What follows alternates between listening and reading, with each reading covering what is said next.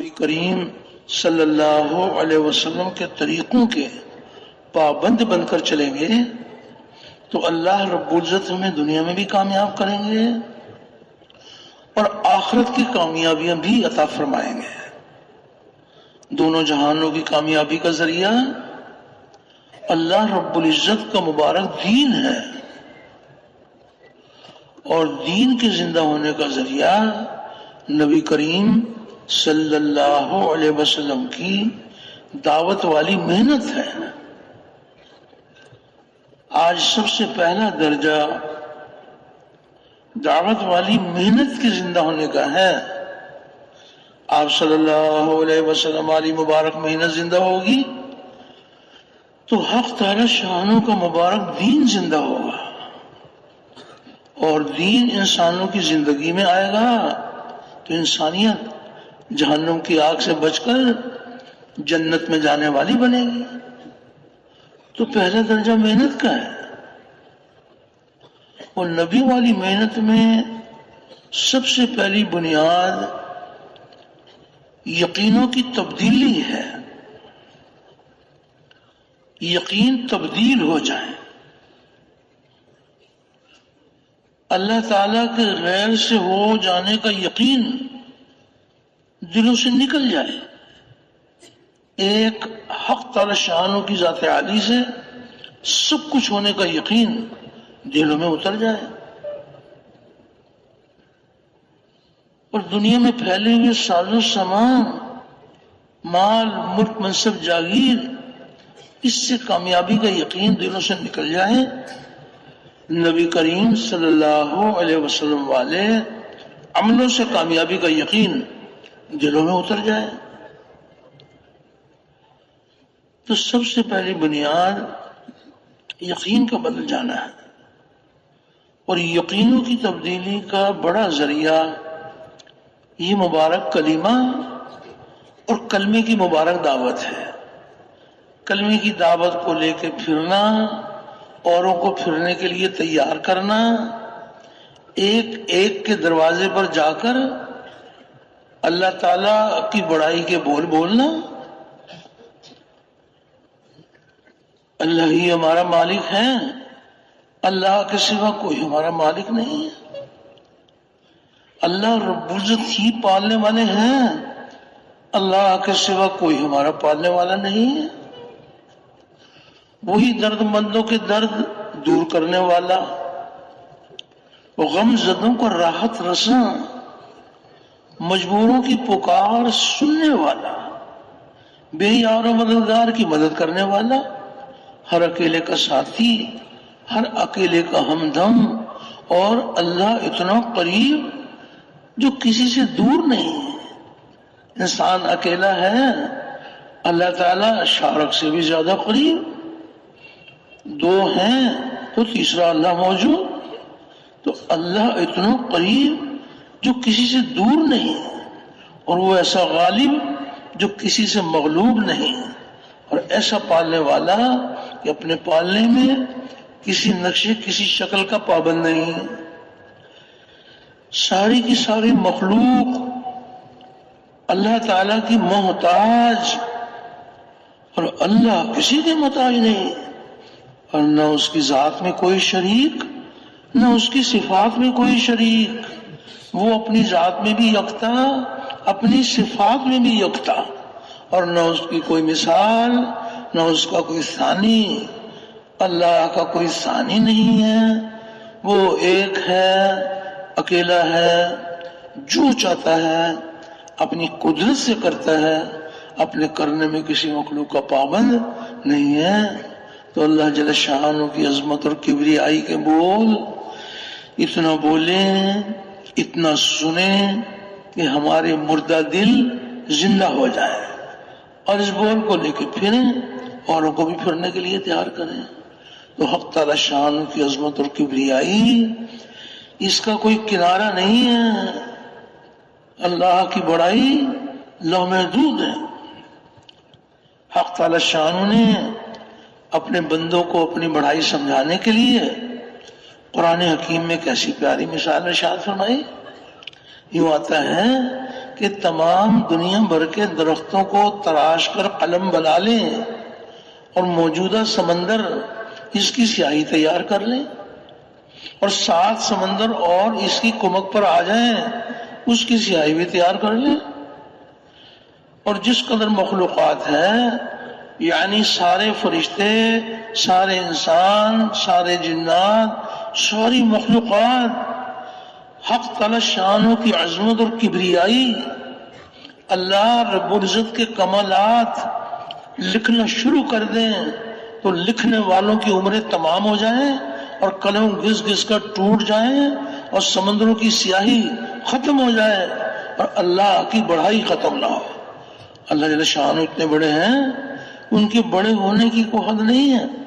اپنے اپنے دل میں اتارنے کی نیت کے ساتھ ایک ایک کے پاس جا کر اللہ کی بڑائی کے بول بولنا کہ ایک اکیلا اللہ مالک اور باقی سب مملوک، اور ایک اکیلا اللہ خالق اور باقی سب مخلوق، اور ایک اکیلا اللہ رازق اور باقی سب مرزوق، ایک روزی دینے والا اور سب کے سب روزی لینے والے، اور ایک اکیلا اللہ غنی اور باقی سب فقیر، ساری دنیا کے بادشاہ، اللہ کے در کے بھکاری، ساری دنیا کے حاجی نمازی، اللہ کے در کے سوالی، سب کے سب منگتے، محتاج، اور اللہ کسی کے محتاج نہیں ہے، اور نہ اس کی ذات میں کوئی شریک، نہ اس کی صفات میں کوئی شریک، وہ اپنی ذات میں بھی یکتا، اپنی صفات میں بھی یکتا، اور نہ اس کی کوئی مثال، نہ اس کا کوئی ثانی۔ اللہ تعالیٰ کا کوئی ثانی نہیں ہے، وہ ایک ہے، اکیلا ہے، جو چاہتا ہے اپنی قدرت سے کرتا ہے، اپنے کرنے میں کسی مخلوق کا پابند نہیں ہے۔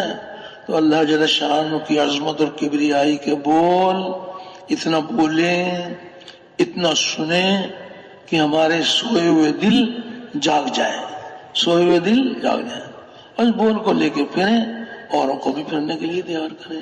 تو حق تعالی شان کی عظمت اور کبریائی، اس کا کوئی کنارہ نہیں ہے۔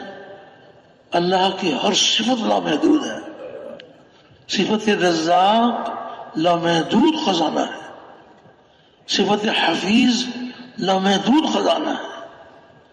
وہ کسی کی حفاظت کا ارادہ فرما لے تو ساری مخلوق مل کر اس کو ہلاک نہیں کر سکتے۔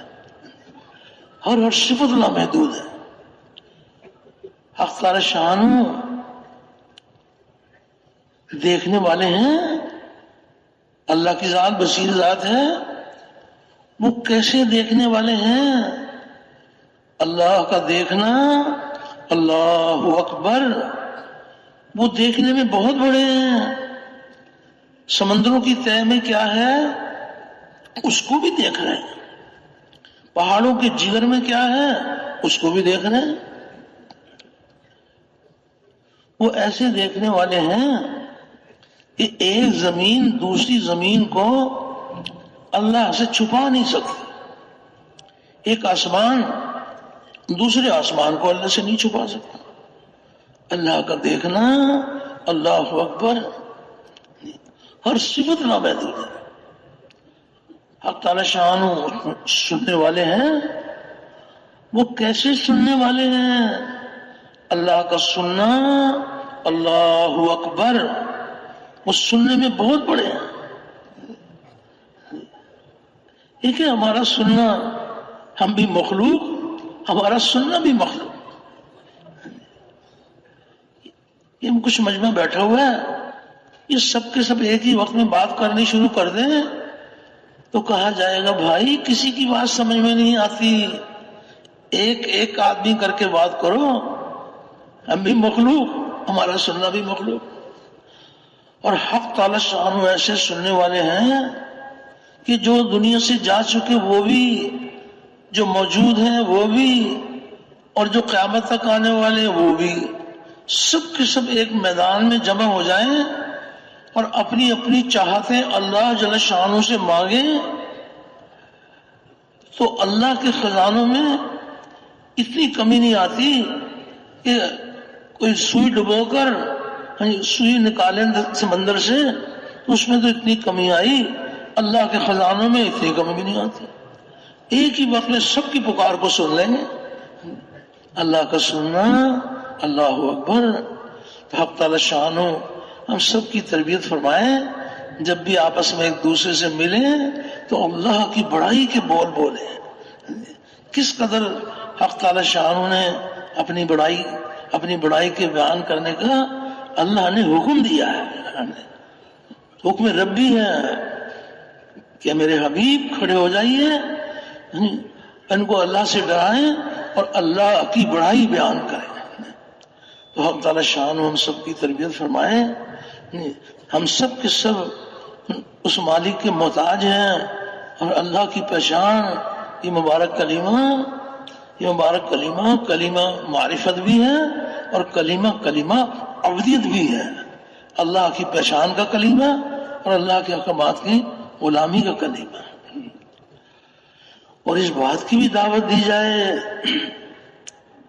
کہ جہاں جہاں سے جو کچھ ہو رہا ہے وہ تنہا اللہ تعالیٰ کی لامحدود قدرت سے ہو رہا ہے. کائنات کے ذرے ذرے کو اللہ تعالیٰ نے اپنی قدرت سے بنایا ہے، اور یہ بنا ہوا بنانے والے کے حکم کے بغیر کچھ نہیں کر سکتا. بنانے والا بنے ہوئے کے بغیر سب کچھ کر سکتا. دو یقین ہیں، ایک یقین دونوں جہانوں کی یقینی ناکامی کا ذریعہ ہے، اور ایک یقین دونوں جہانوں کی یقینی کامیابی کا ذریعہ ہے.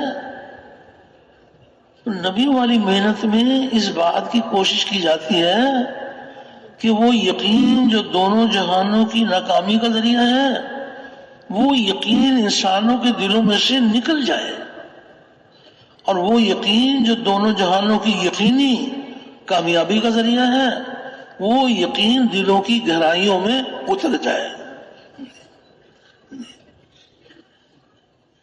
یقین تبدیل ہو جائے. تو وہ کون سا یقین ہے جو دونوں جہانوں کی ناکامی کا ذریعہ ہے؟ وہ یقین ہے انسانوں کے مشاہدے اور ان کے تجربے اور مشاہدے تجربے کا یقین. یہ یقین یہ ناکامی کا ذریعہ ہے. یہ جو انسانوں کی آنکھ دیکھ رہی ہے اور جو ان کے تجربے ہیں، مشاہدے تجربے کا یقین، یہ ناکامی کا راستہ ہے. اور وہ کون سا یقین ہے جو دونوں جہانوں کی یقینی کامیابی کا ذریعہ ہے؟ وہ یقین ہے غیب کی خبروں پر یقین. اللہ تعالیٰ نے فرمایا، اللہ کے رسول نے فرمایا. غیب کی خبروں کا یقین دونوں جہانوں کی یقینی کامیابی کا ذریعہ ہے، اور دونوں یقین ایک دوسرے کی ضد ہیں، ٹکراؤ ہے آپس میں. غیب کی خبر بتائے گی کہ میرے بندو یہ راستہ نقصان کا راستہ ہے، اس راستے کو چھوڑ دو. انسانوں کے مشاہدے تجربے یہ بتائیں گے کہ یہ راستہ ہمارا فائدے کا راستہ ہے. خبر بتا رہی ہے نقصان اور نظر بتا رہی ہے فائدہ. خبر بتا رہی ہے کہ دیکھو اس راستے پہ چلو گے دونوں جہانوں میں کامیاب ہو جاؤ گے. ان کا تجربہ یہ بتائے گا کہ یہ راستہ ہمارے نقصان کا راستہ ہے. دو یقینوں کی ٹکر ہے. مثال کے طور پر آپ غیب کی خبر سنائیے کہ سود حرام ہے اور یہ اللہ تعالی اور اس کے رسول کے ساتھ جنگ ہے، اس راستے کو چھوڑ دو. مشاہدہ تجربہ وہ کہتے ہیں کیا عجیب بات کر رہے ہیں آپ، نہ ہم تجارت کریں، نہ کھیتی باڑی کریں، نہ مزدوری کریں، سودی راستے سے ہمیں منافع ملتے ہیں، اور آپ کہتے ہیں کہ یہ نقصان کا راستہ ہے. ان کی نظر یہ بتاتی ہے کہ سود سے مال زیادہ ہوتا ہے، اور غیب کی خبر بتاتی ہے کہ یہ راستہ یہ دونوں جہانوں کی ناکامی کا راستہ ہے. آنکھ دیکھی پر چلنے کا نام ایمان نہیں ہے. ایمان بالغیب اللہ تعالیٰ نے فرمایا، اللہ تعالیٰ کے رسول صلی اللہ علیہ وسلم نے فرمایا. غیب کی خبروں پر یقین.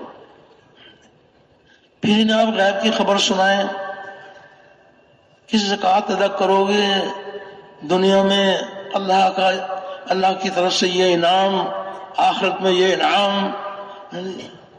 اپنے مال کا 40واں حصہ زکوٰۃ میں ادا کر دو، 39 حصے اللہ تعالیٰ اس میں تمہاری راحت اور چین اور سکون بھر دیں گے.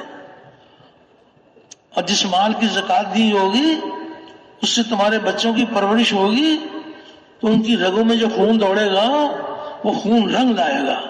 تو تم زکوٰۃ ادا کرو. وہ کہتے ہیں جی آپ کیا عجیب بات کر رہے ہیں، آپ اس زکوٰۃ ادا کرنے سے تو مال کم ہو جاتا ہے. 1 کروڑ روپے کی زکوٰۃ ادا کریں تو کتنے کم ہوگا جناب؟ 2.5 لاکھ. ان کا مشاہدہ تجربہ یہ بتا رہا ہے کہ زکوٰۃ دینے سے مال کم ہو جاتا ہے. جس ذات نے ہم کو پیدا کیا ہے اور جو قدم قدم پر غیب کی خبریں سنا کر اپنے بندوں کی رہنمائی فرماتے ہیں، اپنے بندوں کی تربیت فرماتے ہیں.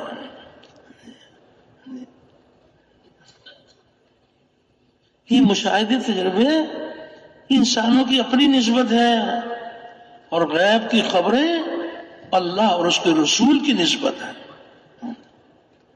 محنت اس بات کی ہے کہ وہ یقین جو ناکامی کا یقین ہے وہ دلوں سے نکل جائے، اور وہ یقین جو دونوں جہانوں کی یقینی کامیابی کا ذریعہ. انسانوں کا مشاہدہ تجربہ یہ بتا رہا ہے کہ مخلوق سے ہوتا ہے، پانی سے پیاس بجھتی ہے، کھانے سے بھوک دور ہوتی ہے، محنت سے ہمیں مال ملتا ہے، مال سے ہمیں چیزیں ملتی ہیں اور چیزوں سے ہماری ضرورتیں پوری ہوتی ہیں. یہ مشاہدے تجربے کی باتیں ہیں. یہ ثابت کرنا چاہتے ہیں کہ مخلوق کو چلا رہی ہے. یہ دھوکہ ہے. مخلوق کو نہیں چلا رہی. ایک مخلوق نہیں، پوری کائنات. یہ کائنات کو نہیں چلا رہی، اس کائنات کو خالق کائنات چلا رہا ہے. کائنات کے چلانے والے دو ہو جائیں تو فساد ہو جائے گا. وجود کے سارے سلسلے ایک ذات کی قدرت سے چل رہے ہیں. سب کے سب وجود پانے والے ہیں، وجود دینے والے نہیں ہیں. کیسے حق تعالی شانو اپنے بندوں پر مہربان ہیں کہ غیب کی خبریں سنا کر ان کو ایمان سکھاتے ہیں، ان کی رہنمائی فرماتے ہیں. ان کا مشاہدہ تجربہ یہ بتا رہا ہے کہ دوا سے شفا ملتی ہے.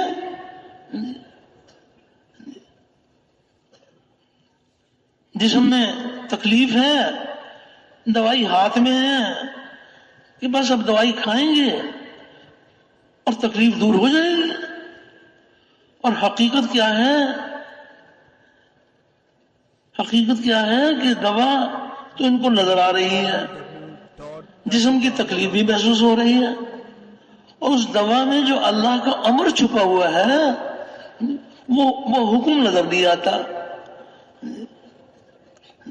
ایمان بالغیب. کائنات کے ذرے ذرے کو اللہ تعالیٰ نے بنایا ہے، اور یہ بنا ہوا بنانے والے کی حکم کے بغیر کچھ نہیں کر سکتا. بنانے والا بنے ہوئے کے بغیر سب کچھ کر سکتا ہے. آنکھ دیکھی پر چلنے کا نام ایمان نہیں ہے.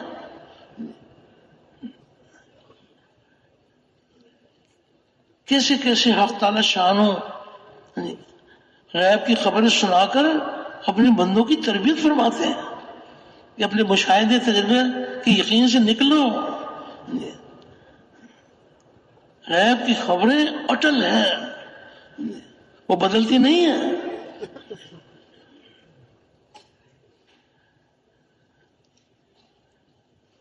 حق تعالی شانو کیسے مہربان ہیں، اپنے بندوں کو غیب کی خبر سنا رہے ہیں. الا لہ الخلق والامر، اس مخلوق کو ہم نے بنایا ہے اور اس میں ہمارا امر کام کر رہا ہے. یہ حق تعالی شانو نے ہمیں غیب کی خبر سنا دی، ہماری گردنیں جھک جائیں کہ جب حق تعالی شانو یہ فرما رہے ہیں کہ تخلیق بھی ہماری اور حکم بھی ہمارا.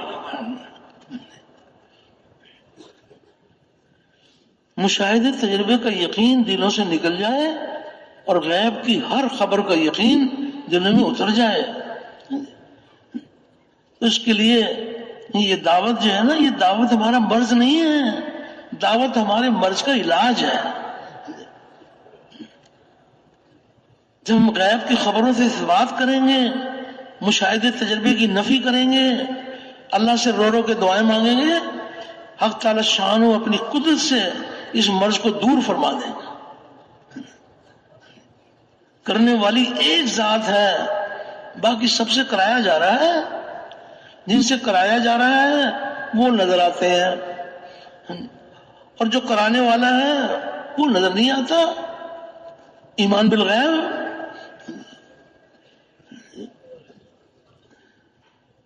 کس قدر حق تعالی شان نے اپنے بندوں کی رہنمائی فرمائی ہے. یہ مخلوق سے ہونے کو پہچانتے ہیں کہ مخلوق سے ہوتا ہے. مخلوق ہے، خالق ہے. مخلوق کبھی خالق نہیں بن سکتے، یہ دھوکہ ہے.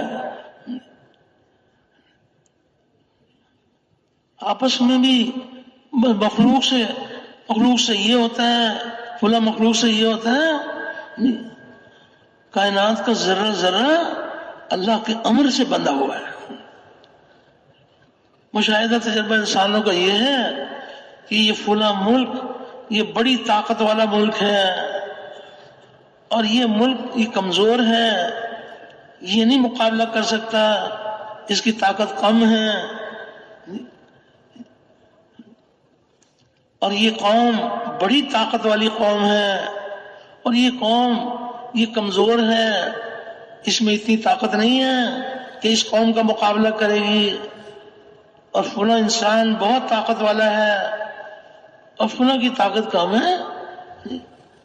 مخلوق میں گم رہتے ہیں اور مخلوق سے ہوتا ہوا سمجھتے ہیں. کتنا بڑا دھوکہ ہے. اب غیب کی خبر سنیے، حق تعالی شان و غیب کی خبر سنا رہے ہیں ان القوت للہ جميعا، کہ ساری طاقت کا سرچشمہ صرف اللہ کی ذات ہے، کسی کی طاقت نہیں ہے. ساری طاقت اللہ جل شانہ کی طاقت ہے. اگر کسی ملک کے پاس طاقت نظر آتی ہے تو یہ اللہ کی عطا ہے.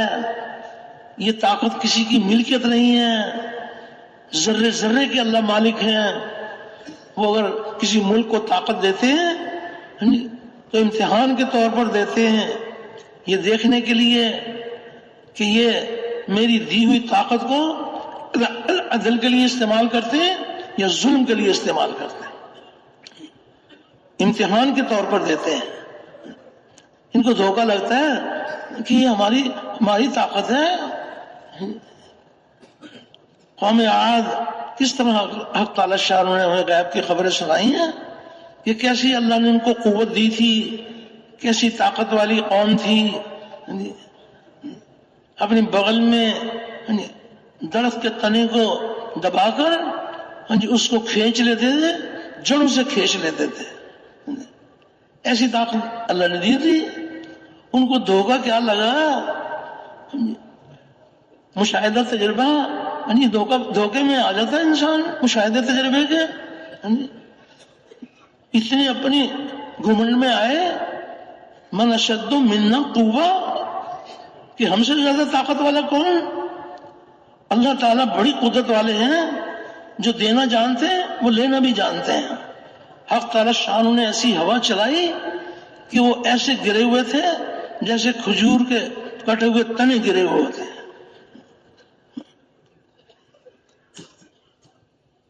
حق تعالیٰ شان بڑی قدرت والے ہیں، ساری طاقت کا سرچشمہ اللہ کی ذات ہے، اور کسی قوم کے پاس وہ طاقت ہے اللہ کی عطا ہے، اللہ نے عطا کی ہے۔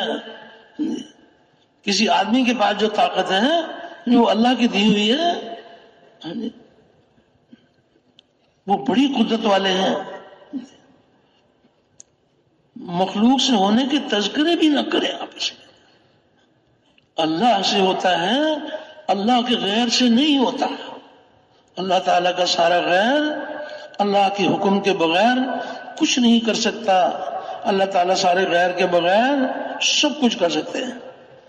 کھول کھول کے حق تعالیٰ شان غیب کی خبریں سناتے ہیں۔ وہ جو واقعہ ہے کہ جو منافق وہ یہ کہتے لگے کہ اگر کوئی نبی کریم علیہ السلام کے ساتھ رہتے ہیں، اگر کوئی فائدہ ہو جاتا تھا تو کہتے تھے کہ یہ اللہ کی طرف سے ہے، اور اگر کسی جگہ کوئی نقصان کی صورت بن جاتی تھی تو نعوذ باللہ کہتے تھے کہ یہ نبی کریم علیہ السلام کی تدبیر، یہ تدبیر صحیح نہیں تھی، اگر تدبیر صحیح ہوتی تو یہ نقصان نہیں ہو سکتا تھا۔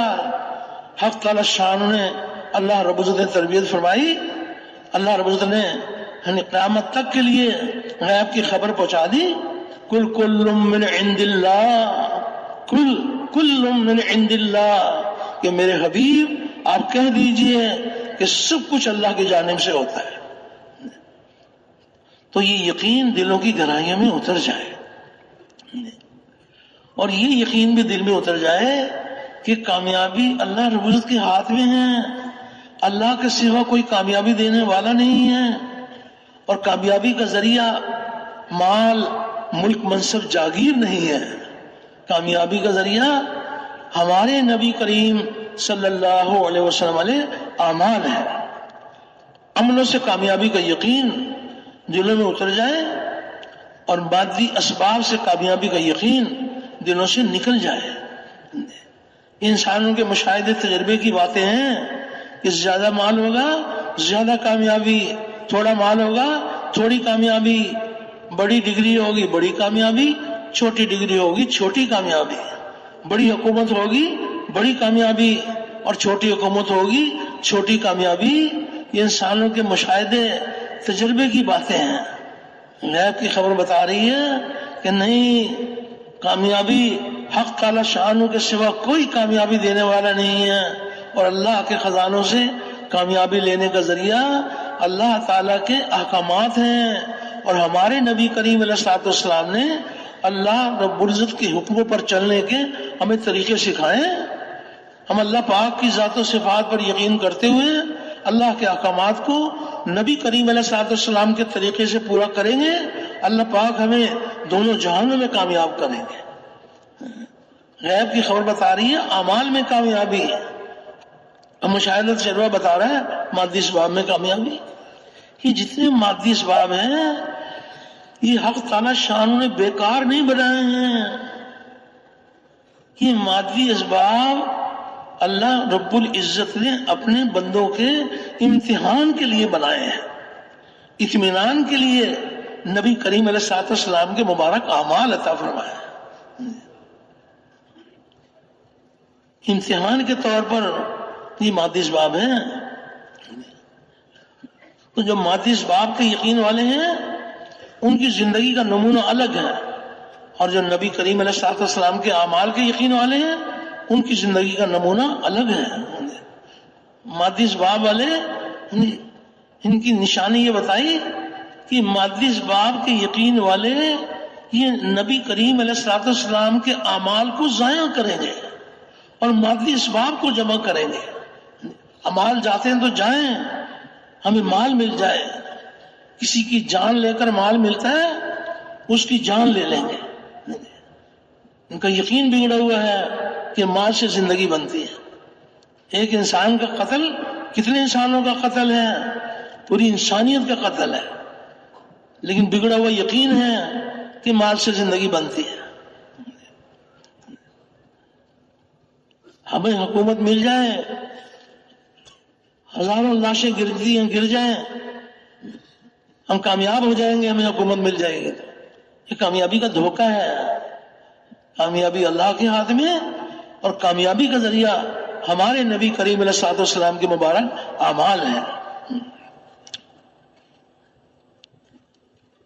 وہ بڑی قدرت والے ہیں، وہ کس قدر اپنے بندوں پر مہربان ہیں کہ قدم قدم پر ان کو غیب کی خبریں سنا کر ان کو ایمان سکھاتے ہیں، ان کی تربیت فرماتے ہیں. دیکھو اس دھوکے میں نہ آنا، یہ آنکھ کا دھوکہ ہے. جو اعمال کے یقین والے ہیں ان کی کیا شان ہے. جو مادی اسباب کے یقین والے ہیں ان کی زندگی کا نمونہ الگ ہے. اعمال جاتے تو جائیں، سونا چاندی مل جائے، ہمیں حکومت مل جائے، ہمیں ڈگری مل جائے، یہ کامیابی کا دھوکہ ہے. یہ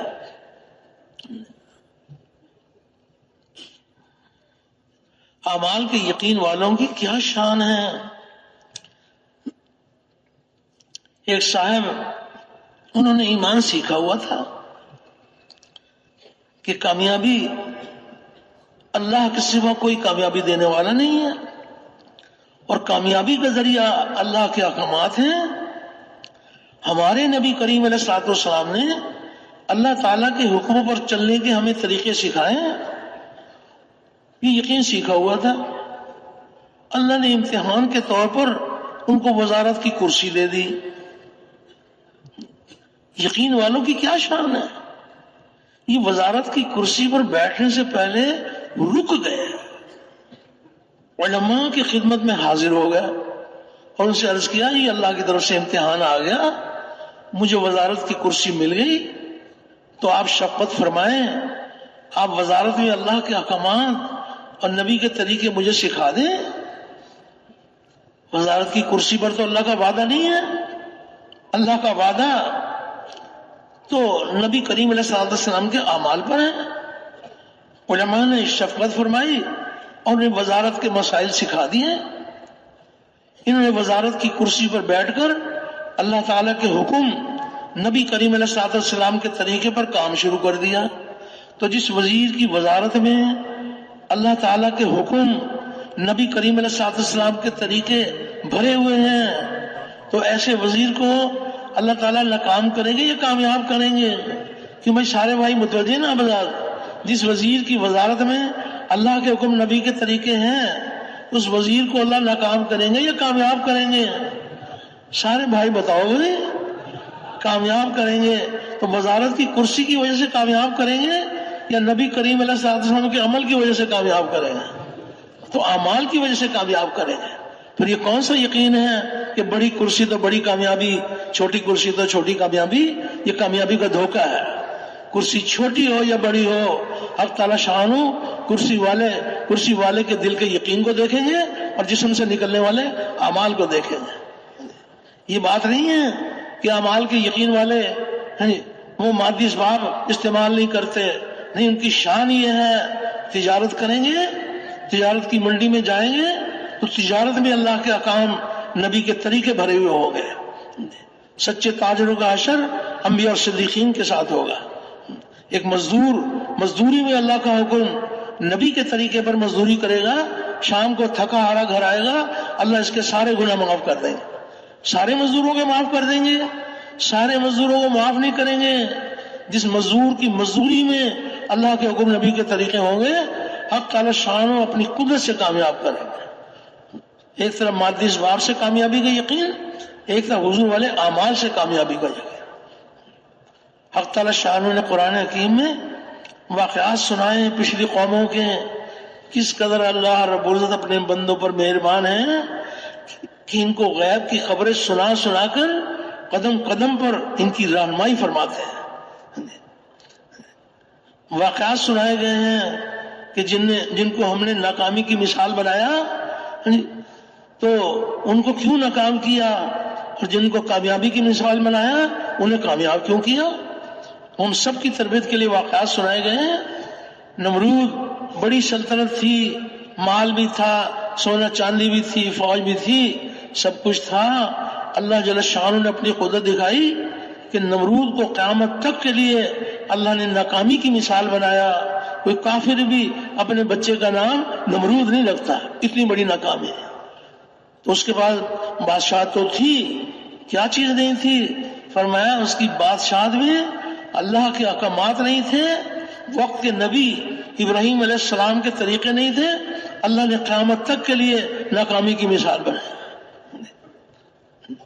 حق تعالی شان اس قدر رہنمائی فرماتے ہیں کہ دیکھو ہم نے جن کو ناکام کیا، کس وجہ سے ان کو ناکام کیا؟ کہ وہ سمجھتے تھے صرف حکومت کا مل جانا کامیابی ہے. حضرت سلیمان علیہ السلام حق تعالی شان نے ان کو بھی حکومت عطا فرمائی، ایسی شاندار حکومت، اور قیامت تک کے لیے سلیمان علیہ السلام اور ان کی حکومت کو اللہ نے کامیابی کا نمونہ بنایا. تو ان کی سلطنت میں کیا خوبی تھی؟ اس میں اللہ کے احکامات بھرے ہوئے تھے.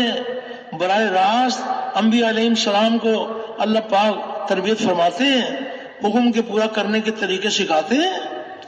ان کی سلطنت میں اللہ کے احکامات تھے. حق تعالی شان نے قیامت تک کے لیے کامیابی کا نمونہ بنایا. اللہ کے ضابطے بدلتے نہیں ہیں، اللہ کے ضابطے اٹل ہیں. کامیابی ناکامی اس کے اختیار میں ہے، اور وہ ضابطہ ہے کہ کس کو کامیاب کریں گے اور کس کو ناکام کریں گے. آج کے حاکم نمرود کے راستے پہ چلیں گے جیسے اللہ تعالیٰ نے اپنی قدرت سے نمرود کو ناکام کیا، ان کو بھی اللہ ناکام کریں گے. اور آج کے حاکم سلیمان علیہ السلام، داؤد علیہ السلام، یوسف علیہ السلام کے راستے پہ چلیں گے، اللہ نے جیسے ان کو کامیاب کیا اللہ پاک ان کو بھی کامیاب کریں گے. حق تعالی شان اٹل ہے اللہ کے فیصلے.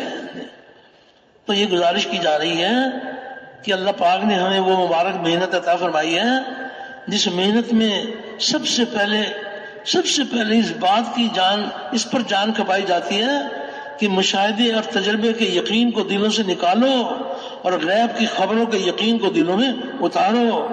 غیب کی خبریں دونوں جہانوں کی کامیابی کا ذریعہ ہے. یہ محنت ہے. ایک ایک کے دروازے پر جا کر جب مشاہدے تجربے کی نفی کریں گے اور غیب کی خبروں سے اس بات کریں گے اور رو رو کر اللہ سے دعائیں مانگیں گے تو اللہ پاک اس موذی مرض کو دور فرما دیں گے. جس یقین کو دل سے نکالنا ہے اس سے ہونے کا انکار کرو، اور جس یقین کو دل میں اتارنا ہے اس سے ہونے کا اقرار کرو. یہ دعوت ہمارا مرض نہیں ہے، دعوت ہمارے مرض کا علاج ہے. مرض تو ہے کہ مخلوق سے ہوتا ہے، یہ مرض ہے. مرض اتنا موذی اتنا نقصان دہ مرض، اور علاج اتنا آسان ہے کہ دعوت دو ایک ایک کے پاس جا کر اپنے دل کو نشانہ بنا کر اپنے دل میں اتارنے کی نیت کے ساتھ یہ دعوت دو. اللہ سے ہوتا ہے، اللہ کے غیر سے نہیں ہوتا. اللہ کا سارا غیر اللہ کے امر کے بغیر کچھ نہیں کر سکتا. اللہ تعالیٰ سارے غیر کے بغیر سب کچھ کر سکتے ہیں. اس کائنات کا ذرہ ذرہ یہ اللہ جل شانہ کے امر سے بنا ہوا ہے. مخلوق ہے، خالق ہے. حق تعالی شانہ غیب کی خبر سنا رہے ہیں. اللہ اکبر. کس قدر ہمیں اپنے مالک کا احسان ماننا چاہیے کہ یا اللہ آپ ہم پر اتنا بڑا آپ احسان فرماتے ہیں، غیب کی خبریں سنا کر ہمارے یقین کو سکھاتے ہیں. کتنے مہربان ہیں. حق تعالی شانہ اللہ رب العزت جو ہے غیب کی خبر سنا رہے ہیں. للہ الامر من قبل ومن بعد. حق تعالی شانہ اتنے مہربان ہیں کہ دیکھو جو کچھ پہلے ہوا وہ بھی ہمارے ہی حکم سے ہوا ہے، اور جو بعد میں ہوگا وہ بھی ہمارے حکم سے ہوگا. تو غیب کی خبروں کا یقین دلوں میں اتر جائے اور مشاہدے تجربے کا یقین دلوں سے نکل جائے. یہ اللہ نے یہ نبیوں والی محنت کی شان ہے. یہ کہ دلوں کے روگ اور دلوں کی بیماریوں کو دور کرنے کا ذریعہ ہے. بڑی نقصان دہ بیماری ہے کہ اللہ کے غیر سے کچھ ہوتا ہے. تو حق تعالی شان ہم سب کی تربیت فرمائے. ایک ایک کے دروازے پر جا کر گول بول باتیں نہ کریں, صاف صاف دعوت دیں کہ جتنی مخلوق ہے اس کو اللہ نے بنایا ہے اور یہ بنانے والے کے قبضے میں ہے. اس کے حکم ارادے کے بغیر یہ کچھ نہیں کر سکتے. یہ یقین دل میں اتر جائے اور مادی اعتبار سے کامیابی کا یقین دلوں سے نکل جائے اور عملوں سے کامیابی کا یقین دلوں میں اتر جائے. اعمال کے یقین والے ان کی کیا شان ہے. قدم قدم پر یہ نبی کریم علیہ السلام کے اعمال جمع کرتے ہیں, جس کا یقین یہ ہے کہ کامیابی کا ذریعہ ہمارے نبی کریم علیہ السلام کے اعمال ہیں. یہ گھر سے نکلیں گے سنت کے مطابق, گھر میں داخل ہوں گے سنت کے مطابق, پاؤں میں جوتی پہنیں گے سنت کے مطابق, پاؤں سے جوتی اتاریں گے سنت کے مطابق, لباس پہنیں گے تو لباس پہننے کو نبی کریم علیہ السلام کا عمل بنائیں گے, لباس اتاریں گے تو لباس اتارنے کی دعا پڑھیں گے, لباس پہنیں گے لباس پہننے کی دعا پڑھیں گے. جو اعمال کے یقین والے ہیں وہ اعمال کا سرمایہ جمع کرتے ہیں. سیڑھیاں چڑھیں گے تو نبی کا عمل بنائیں گے, سیڑھیوں سے اتریں گے اترنے کو عمل بنائیں گے. قدم قدم کے اوپر اعمال ہی اعمال ہیں. اعمال کے یقین والے بچے کو پیار کریں گے اس کو بھی نبی کا عمل بنائیں. اتنا مبارک دین, کتنی بڑی بات ہے. آئینہ دیکھنا بھی اللہ کے خزانوں سے کامیابی لینے کا ذریعہ بن سکتا ہے. آئینہ دیکھنا, آئینے کی دعا پڑھ لی. قدم قدم پر ہمارے نبی کریم علیہ السلام کے مبارک اعمال ہیں. اعمال کے یقین والوں کی کیا شان ہے. مزدوری کریں گے, مزدوری میں اللہ کا حکم نبی کا طریقہ. وزارت کریں گے, وزارت میں اللہ کا حکم نبی کا طریقہ. تجارت کی منڈی میں جائیں گے, لیکن جائیں گے بعد میں, پہلے علماء کی خدمت میں حاضر ہوں گے کہ ہم تجارت کرنا چاہتے ہیں تو یہ تجارت ہمارا دین کیسے بنے گا. اعمال کے یقین والے بعد میں تجارت بعد میں شروع کریں گے, تجارت کا دین پہلے سیکھیں گے کہ تجارت کا دین کیا ہے. مزدوری بعد میں کریں گے, پہلے مزدوری کا دین سیکھیں گے. نکاح بعد میں کریں گے, نکاح کا دین پہلے سیکھیں گے. اعمال کے یقین والے یہ قدم قدم پر نبی کریم علیہ السلام کے مبارک اعمال جمع کرتے ہیں. تو اس کے لیے گزارش کی جا رہی ہے کہ حق تعالی شان اس امت پر اتنے مہربان ہیں کہ اللہ نے جو محنت عطا فرمائی ہے اس محنت کی شان ہی یہی ہے کہ سب سے پہلے وہ یقین جو دونوں جہانوں کی ناکامی کا ذریعہ ہے, اس یقین کو دلوں سے نکالنے کی فکر کرو. اور وہ یقین جو دونوں جہانوں کی یقینی کامیابی کا ذریعہ ہے, اس یقین کو اپنے دلوں میں اتارنے کے لیے محنت کا میدان قائم کرو اور اس مبارک محنت کے لیے تیار کرو. اللہ سے پھر رو رو کے دعائیں مانگو. تو فرمایا کہ پھر جب حق تعالی شان میں یقین عطا فرما دیتے تو بس پھر ان کو یہ ضرور اس بات کی فکر ہوگی کہ اگر ہم عبادات میں چلیں گے تو عبادت میں بھی اللہ کے حکم نبی کے طریقے ہوں گے, معاملات کے اندر بھی اللہ کا حکم نبی کا طریقہ ہوگا, اخلاق میں بھی اللہ کا حکم نبی کا طریقہ ہوگا.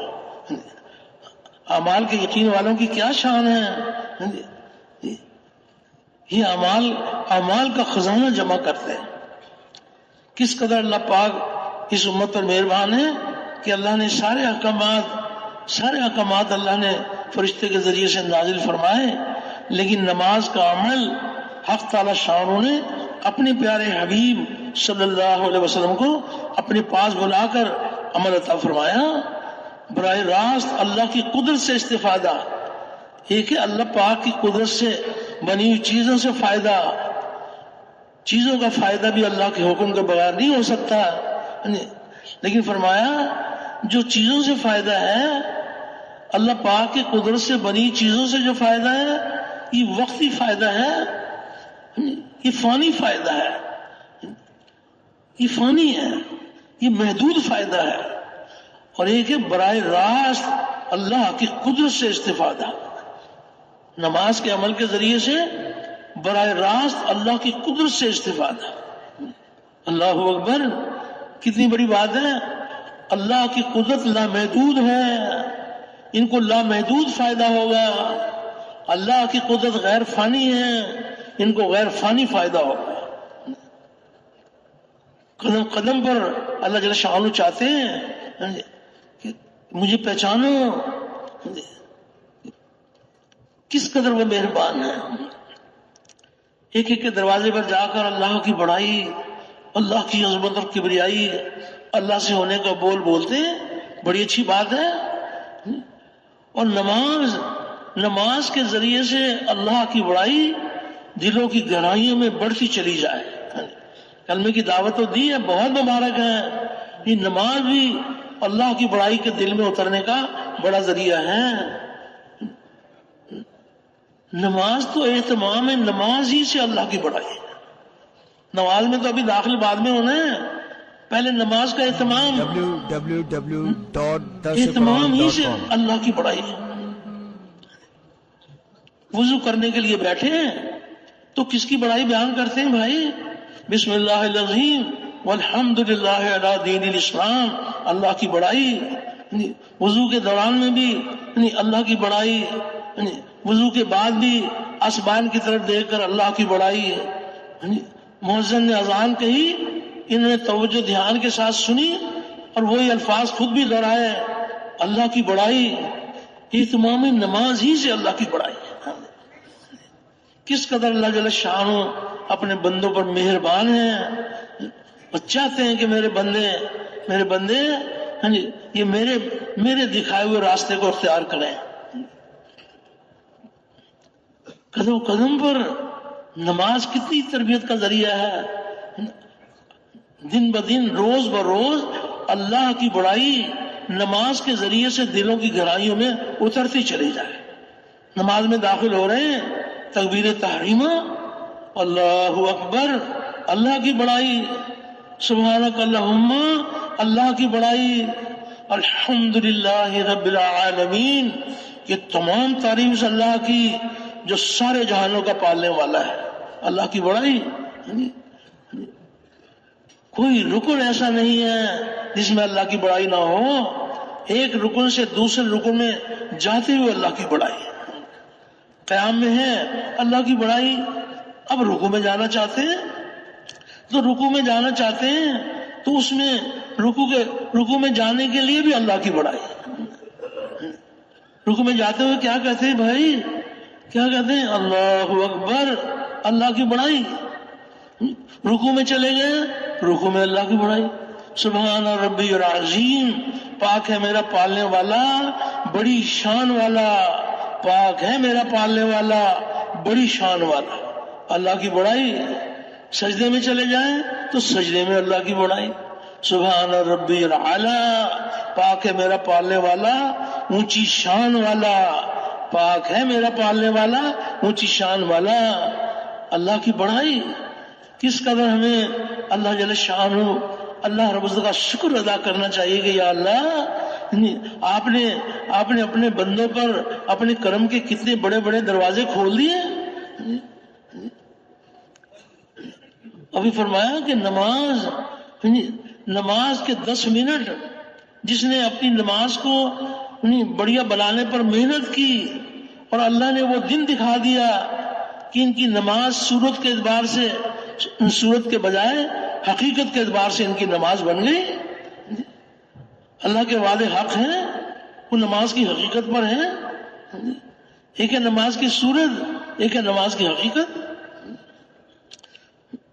تو فرمایا کہ پہلے نماز کی صورت ہی ہوگی، ابتدا میں نماز کی صورت آ جائے گی، لیکن اس پر جو اللہ کے بندے جب ایمان والے نمازوں کو بڑھیا بنانے کی محنت کرتے ہیں اور ان کی نماز حقیقی نماز بن جاتی ہے، جس آن جس گھڑی ان کی نماز حقیقی نماز بنتی ہے، اسی آن اسی گھڑی اللہ کے وعدے پورے ہونے شروع ہو جاتے ہیں۔ جو دنیا میں وعدے ہیں وہ دنیا میں پورے ہوں گے، آخرت کے وعدے آخرت میں پورے ہوں گے۔ کس قدر اللہ پاک مہربان ہے. نماز کے 10 منٹ میں جس کا جسم اللہ کے احکامات کا تحمل کر لے گا تو نماز کے باہر بھی اللہ کے احکامات پہ چلنا آسان ہو جائے گا. تعمیل احکام، نماز کا عمل تعمیل احکام. زبان اللہ کے حکم کی پابند، نماز کی حالت میں کان اللہ کے حکم کے پابند. اپنی آہستہ والی آواز کو سنو یا امام صاحب کی زور والی آواز کو سنو، اور جو نماز کے باہر جو باتیں ہو رہی ہیں ان کو نہ سنو. کانوں کا استعمال نماز میں صحیح ہوگا، اللہ کے خزانوں سے کامیابی کے دروازے کھلیں گے. اتنا مبارک عمل. قدم قدم پر اللہ پاک اپنے غیب کے خزانے اپنے بندوں پر لٹانا چاہتے ہیں. دیکھو اپنی نمازوں کو سنوار سنوار کے اپنی نمازیں پڑھو. نماز کے 10 منٹ میں زبان اللہ کے حکم کی پابند، کان اللہ کے حکم کے پابند، ہاتھ پاؤں ٹخنے کونیاں پیشانی جسم کے سارے حصے اللہ کے احکامات کے پابند بن جائیں. باہر والی زندگی 24 گھنٹے کی زندگی احکامات والی بن جائے. نماز کے 10 منٹ اللہ کے احکامات کا تعامل ہونا ہے. جسم اتنا بہت جسم میں یہ خوبی پیدا ہو جائے کہ یہ اللہ کے حکم کو پہچانتے ہیں. تعمیل احکام، اس کے لیے محنت کی جائے گی. اللہ پاک سے رو رو کے دعائیں مانگی جائیں گی. حق تعالیٰ شاہانوں کی ذات کریم ذات ہے. اللہ روز اپنی قدرت سے نماز کی حقیقت عطا فرمائے گا. تو خود بھی اس کے لیے محنت کرنا، نمازوں کو بڑھیا بنانے کی محنت کرنا، اوروں کو نماز کی محنت کے لیے تیار کرنا، اور اللہ پاک سے رو رو کے دعائیں مانگنا کہ یا الہی وہ نماز جو آخرت میں بری نکل آتی ہے، اے اللہ ہمیں ہماری اس نماز کی خامیوں کو دور کر دے. اور وہ نماز جن کی نماز اچھی نکل آتی ہے وہ مبارک نماز ہمیں عطا فرما. کتنی رہنمائی ہے، صاف صاف اللہ پاک نے کس قدر اپنے بندوں کی رہنمائی کے لیے قدم قدم پر رہنمائی فرمائی ہے. نماز کے بارے میں ماشاءاللہ اللہ کا شکر ہے، فضائل کی تعلیمیں بھی سنتے ہیں، بار بار سنتے ہیں کہ یہ حدیث پاک کا یہ مفہوم ہے کہ جس کی نماز قیامت میں سب سے پہلے نماز کا حساب ہوگا. جس کی نماز اچھی اور پوری نکل آئی اس کے باقی اعمال بھی اچھے اور پورے نکل آئیں گے، اور جس کی نماز بری ثابت ہوگی اس کے باقی اعمال بھی برے ثابت ہوں گے. تو جب یہ اللہ نے ہماری رہنمائی فرما دی، یہ حدیث پاک ہم تک پہنچا دی، ہمیں اللہ کا کتنا شکر ادا کرنا چاہیے کہ ابھی تو سانس کی لڑی چل رہی ہے، ابھی تو اس پہ فکر کی جا سکتی ہے کہ وہ نماز کی کون کون سی خامیاں ہیں، جن خامیوں کی وجہ سے نماز بری نکل آتی ہے. ان خامیوں کی تحقیق کرنا، علماء کی خدمت میں حاضری دینا کہ وہ کون کون سی خامیاں ہیں وہ آپ ہمیں بتائیں، اور ان خامیوں کو اپنی نماز سے نکالنے کی کوشش کرنا. تو یہ کہا جائے گا کہ واقعی انہوں نے اللہ تعالیٰ نے جو ان کی رہنمائی کی تھی کہ جس کی نماز بری نکل آئی اس کے سارے اعمال برے نکل آئیں گے. ان خامیوں کو نکالنے کی کوشش کرنا. 1-2 دن، مہینے 2 مہینے میں نماز نہیں بن جائے گی. وہ تو جن کو اس بات کی فکر ہوگی کہ ہمیں نماز کی حقیقت تک پہنچنا ہے اور نماز کی حقیقت تک لانے کے لیے محنت کرنی ہے. جی یہ بات سامنے آ گئی کہ جس کی نماز اچھی نکل آئی اس کے باقی اعمال بھی اچھے نکل آئیں گے.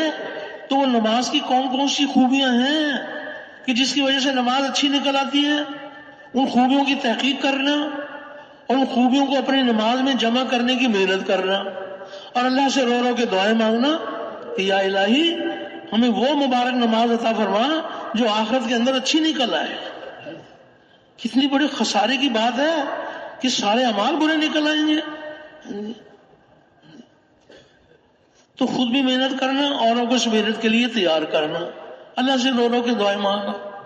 اور اس کے ساتھ ساتھ وہی جہالت کی ظلمتیں مٹ جائیں، علم الہی کا نور دلوں میں اتر جائے.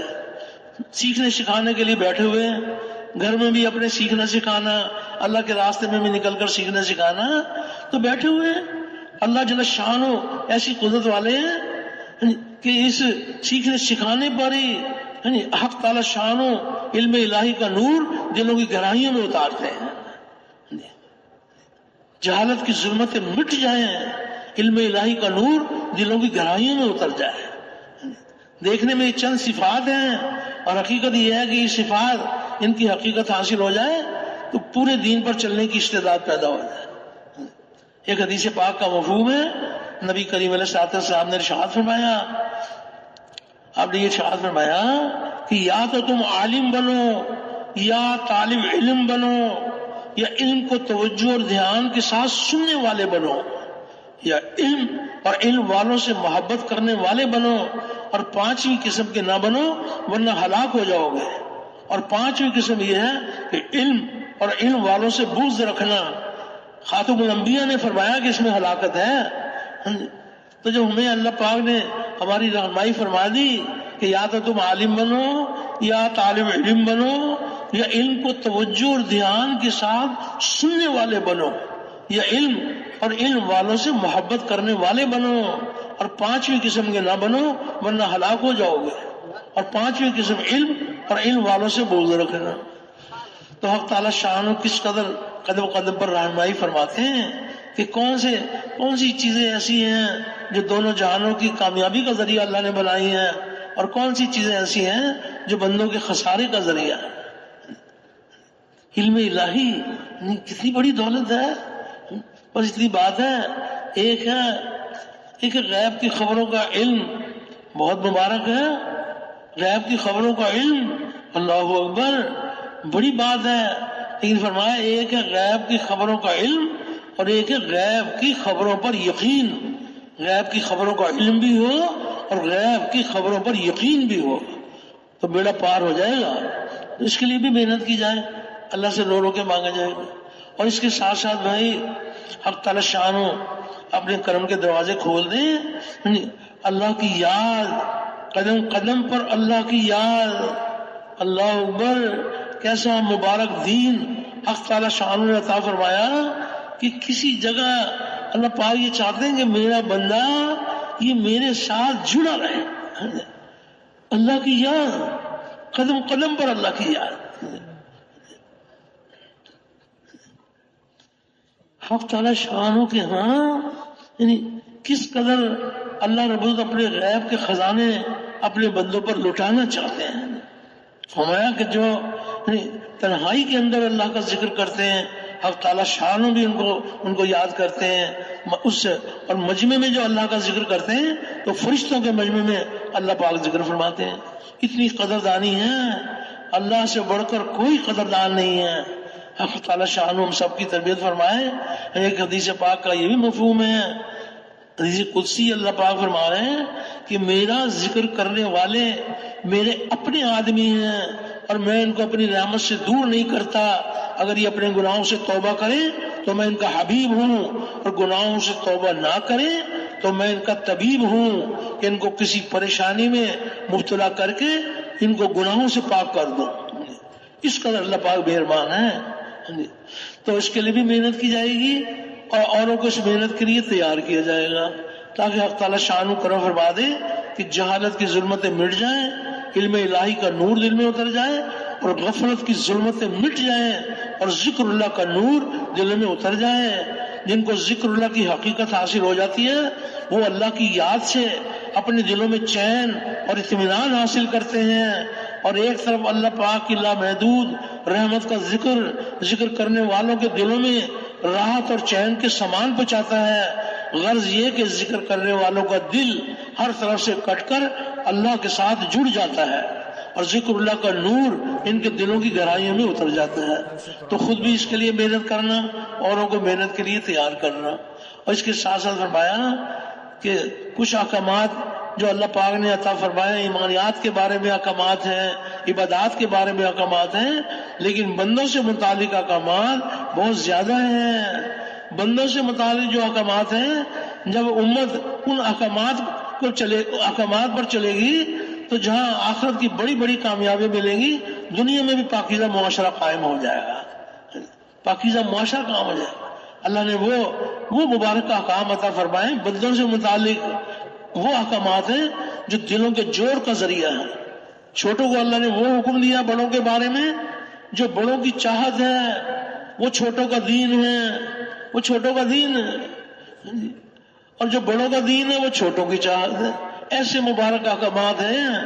چھوٹوں کو کیا حکم ہے کہ وہ بڑوں کا ادب کریں، تو بڑے تو چاہتے ہی یہی ہیں کہ چھوٹے ہمارا ادب کریں۔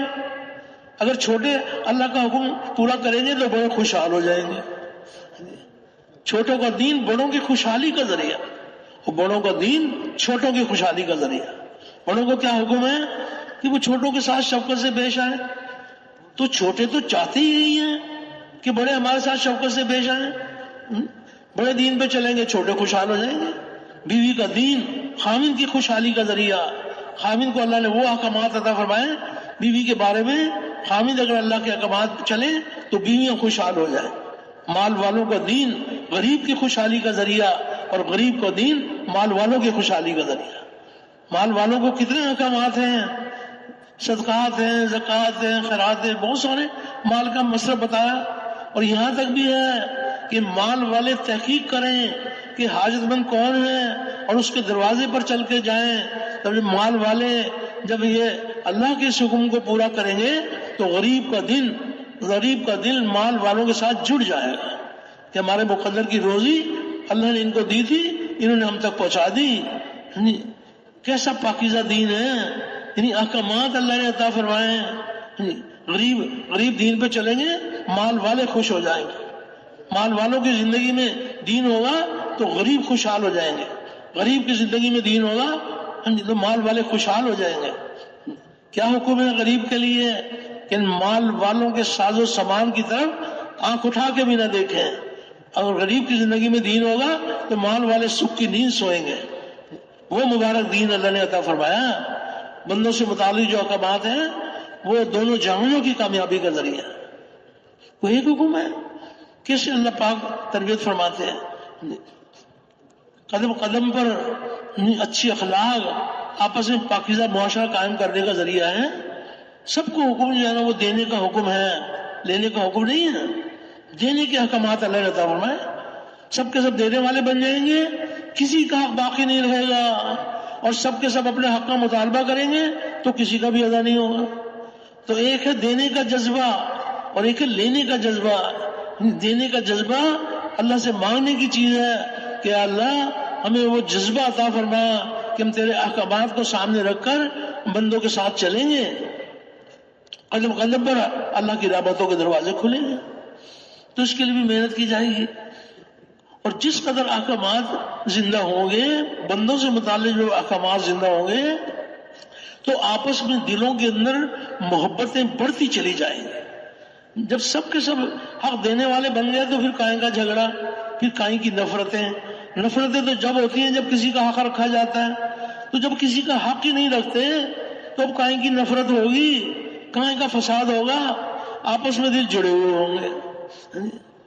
آپس کی الفت محبت یہ اللہ جل شانہ کے ہاں، اللہ اکبر، کتنی بڑی بات ہے۔ ایک حدیث قدسی ہے، اللہ جل شانہ یہ ارشاد فرما رہے ہیں کہ میری محبت ان لوگوں کے لیے واجب ہے جو میری وجہ سے ایک دوسرے سے محبت کرتے ہیں۔ یہ نہیں فرمایا کہ میری محبت ان لوگوں کے لیے واجب ہے جو ایک دوسرے سے محبت کرتے ہیں، نہیں فرمایا کہ میری محبت ان لوگوں کے لیے واجب ہے جو میری وجہ سے ایک دوسرے سے محبت کرتے ہیں، اور میری محبت ان لوگوں کے لیے بھی واجب ہے جو میری وجہ سے ایک دوسرے کے ساتھ خیر خواہی کرتے ہیں، اور میری محبت ان لوگوں کے لیے بھی واجب ہے جو میری وجہ سے ایک دوسرے سے ملاقات کرتے ہیں۔ تبلیغ والوں کے تو مزے ہی مزے ہیں، ان کی تو ملاقاتیں کبھی پوری ہوتی نہیں ہیں۔ خروج میں جائیں گے تو ملاقاتیں، مقام پر جائیں گے تو ملاقاتیں۔ تو خاتم الانبیاء یعنی کس قدر جو ہے نا اللہ رب العزت نے مبارک اخلاق عطا فرمائے کہ جو قدم قدم پر اللہ کے خزانوں سے لینے کا ذریعہ ہے۔ تو میری محبت ان لوگوں کے لیے واجب ہے جو میری وجہ سے ایک دوسرے سے ملاقات کرتے ہیں، اور میری محبت ان لوگوں کے لیے بھی واجب ہے جو میری وجہ سے ایک دوسرے پر مال خرچ کرتے ہیں۔ تو حق تعالی شانہ کی محبت کا مل جانا اللہ اکبر! یہ کس قدر حق تعالی شانہ کا بڑا انعام ہے کہ اللہ جل شانہ محبت فرمائے. ایک ہے ہم اللہ سے محبت کریں، تو بھی ہم اگر محبت نہ کریں تو کہاں جائیں؟ ہم تو قدم قدم پر اس کے محتاج ہیں. ہماری تو غرض ہے، لیکن حق تعالی شانہ کی کوئی غرض نہیں ہے. اللہ رب العزت کی محبت کا مل جانا یہ مالک کا بہت بڑا احسان ہے. یوں آتا ہے حق تعالی شانہ جب کسی سے محبت فرماتے تو جبرائیل علیہ السلام کو یہ حکم دیتے ہیں کہ جبرائیل فلاں بندے سے مجھے محبت ہے، اور جبرائیل تم بھی اس سے محبت کرو. سارے فرشتوں کے سردار ان کی محبت حاصل ہو جاتی ہے. اور پھر اسی پر بس نہیں، پھر اللہ جل شانہ اپنے کرم کے دروازے کھولتے ہیں کہ آسمانوں کی مخلوق میں یہ اعلان کیا جاتا ہے کہ فلاں بندے سے اللہ کو محبت ہے، اور ساری آسمانوں کی مخلوق تم بھی اس سے محبت کرو. کس قدر اللہ پاک مہربان ہے. اور پھر اسی پر بس نہیں، پھر وہ دن بھی اللہ پاک دکھاتے ہیں کہ وہ آسمانوں کی محبت چھن چھن کر زمین پر اترنی شروع ہو جاتی ہے. اور سب سے پہلے جو رجال اللہ، اہل اللہ، جو سمجھ بوجھ والے ہوتے ہیں، اللہ کے بہت پیارے ہوتے ہیں، ان کے دل میں اس کی محبت آ جاتی ہے. اس کے بعد پھر سب کے دلوں میں محبت آ جاتی ہے. ایسے حق تعالی شان و مہربان ہیں. تو اللہ پاک ہم سب کی تربیت فرمائے. جہاں ہم باقی اللہ کے احکامات پورے کرتے ہیں تو بندوں سے متعلق جو احکامات ہیں ان احکامات کو نبی کریم علیہ الصلوۃ والسلام کے طریقے میں پورا کرنا. ماں باپ کے بارے میں احکامات، بیوی بچوں کے بارے میں احکامات، پڑوسیوں کے بارے میں احکامات، پڑوسی کے بارے میں احکامات. ایک حدیث پاک کا مفہوم ہے، نبی کریم علیہ الصلوۃ والسلام نے فرمایا کہ تمہارا ایک پڑوسی کافر ہے تمہارا ہمسایہ اور ہے کافر، تو اس کا بھی ایک حق ہے. اور ایک پڑوسی ایسا ہے جو تمہارا پڑوسی بھی ہے اور وہ مسلمان بھی ہے، اس کے دو حق ہیں. اور ایک پڑوسی ایسا ہے کہ جو تمہارا پڑوسی بھی ہے اور مسلمان بھی ہے اور تمہارا رشتہ دار بھی ہے، اس کے 3 حق ہیں.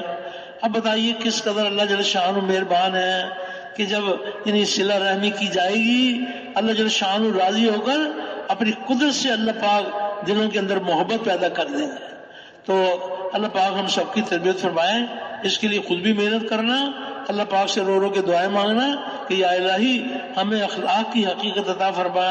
یا اللہ جو بندوں سے متعلق احکامات ہیں وہ احکامات پر چلنے کی توفیق عطا فرما.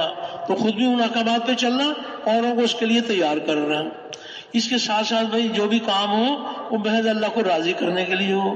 کوئی عمل اللہ کے قبول نہیں ہوتا. اعمال وہی اللہ کے قبول ہوتے ہیں جس میں اللہ کو راضی کرنے کا جذبہ، نماز پڑھیں گے تو اللہ کو راضی کرنا، یعنی ذکر کریں گے اللہ کو راضی کرنے کے لیے، کسی کے ساتھ اچھا سلوک کریں گے اللہ کو راضی کرنے کے لیے. تو آپ تعالی شان ہم سب کی تربیت فرمائیں. اس کے لیے بھی محنت بتائی گئی ہے کہ ہم عمل سے پہلے رک جائیں، اپنی نیت کو درست کر لیں، عمل کے درمیان میں بھی اپنی نیت کا جائزہ لے لیں، عمل کرنے کے بعد بھی استغفار کریں اور اللہ پاک سے رو کے مانگیں کہ یا الہی ریاکاری کی ظلمتیں ہمارے اندر سے نکال دے. اخلاص کا نور ہمارے دلوں کی زینت بنا دے. اخلاص والوں کی کیا شان ہے، اخلاص والوں کی کیا شان ہے. یہ بڑے بڑے فتنے اخلاص والوں سے دور کیے جاتے ہیں. تو خود بھی اس کے لیے محنت کرنا، اوروں کو محنت کے لیے تیار کرنا. اور اس کے ساتھ ساتھ ہم سب کا ایمان ہے ہمارے نبی کریم علیہ الصلوۃ والسلام خاتم الانبیاء ہیں. آپ کے آخری نبی ہونے کی بنا پر نبی والا کام آپ کی پوری امت میں منتقل کیا گیا ہے. ہر امتی کا کام ہے اور پوری کی پوری امت کا کام ہے. ہم سب کا ایمان ہے کہ آپ صلی اللہ علیہ وسلم آخری نبی ہیں اور اللہ پاک نے آپ کی امت کو نبی والا کام عطا فرمایا. تمام انبیاء علیہ السلام کلمے کی آواز کو لے کر اٹھے. اللہ کے غیر سے ہو جانے کا سارے نبیوں نے انکار کیا. اللہ پاک کی قدرت سے سب کچھ اور ہر طرح سے ہو جانے کو سارے نبیوں نے بتلایا. اور اللہ پاک کی لامحدود قدرت سے فائدے حاصل کرنے کے لیے انبیاء علیہ السلام نے اعمال کے طریقے بتلائے. وہ مبارک اعمال بتلائے جن اعمال پر چلیں گے تو حق تعالی شان راضی ہو کر اللہ رب دونوں جہانوں کی کامیابی کا دروازہ کھولیں گے. وہ اعمال بتلائے۔ تو جن لوگوں نے انبیاء علیہ السلام کی کلمے والی بنیاد کو تسلیم کر لیا، یعنی حق تعالی شانہ کی ذات و صفات پر یقین لائے اور انبیاء کرام کے دیے ہوئے اعمال سے وابستگی حاصل کی، وہ پھلے پھولے اور چمکے، اللہ نے ان کو اپنی قدرت سے کامیاب کر دیا۔